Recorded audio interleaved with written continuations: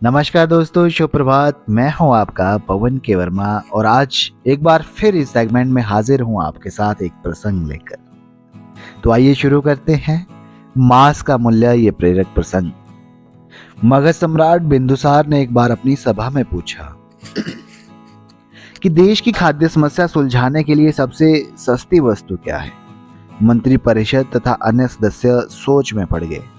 चावल, गेहूं, ज्वार, बाजरा आदि तो बहुत श्रम के बाद मिलते हैं, और वह भी तब जब प्रकृति का प्रकोप ना हो। ऐसी हालत में अन्न तो सस्ता हो ही नहीं सकता।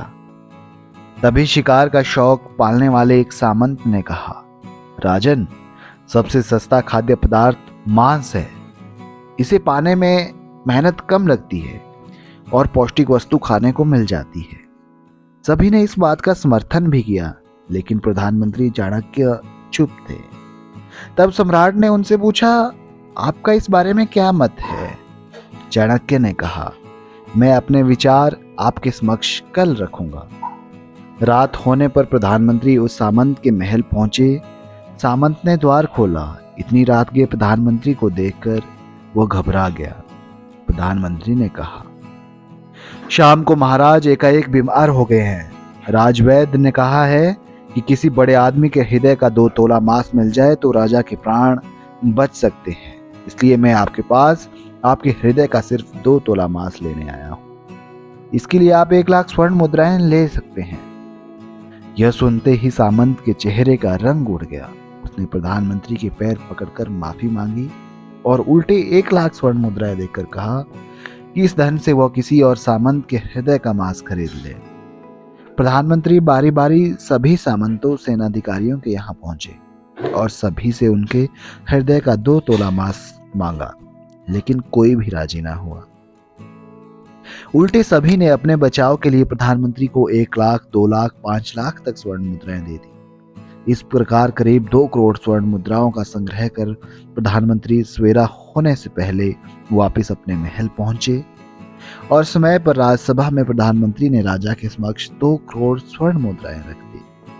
सम्राट ने पूछा, यह सब क्या है? तब प्रधानमंत्री जी ने बताया कि 2 तोला मांस खरीदने के लिए इतनी धनराशि इकट्ठी हो गई, फिर भी 2 तोला मांस नहीं मिला। राजन, अब आप स्वयं विचार करें कि मांस कितना सस्ता है। ऐसे ही जीवन अमूल्य है दोस्तों।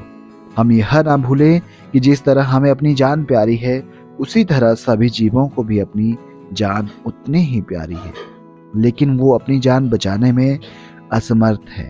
और मनुष्य अपने प्राण बचाने हेतु हर संभव प्रयास कर सकता है। बोलकर, रिझाकर, नए नए प्रयत्न कर, डराकर, रिश्वत देकर इत्यादि ना जाने अनेक तरीके अपनाकर मनुष्य अपने प्राण बचाने के लिए अनेकों प्रयत्न करता है। पशु पक्षी ना तो बोल सकते हैं, ना ही अपनी व्यथा बता सकते हैं। तो क्या बस इसी कारण उनसे जीने का अधिकार छीन लिया जाए? नहीं दोस्तों, हमें कोई हक नहीं है किसी से उसे उसके जीवन जीने का अधिकार छीनना। इसीलिए आज ही प्रण ले दोस्तों, मांसाहार को अपने भोजन से त्यागें और शुद्ध आहार अपनाएं, शाकाहार अपनाएं।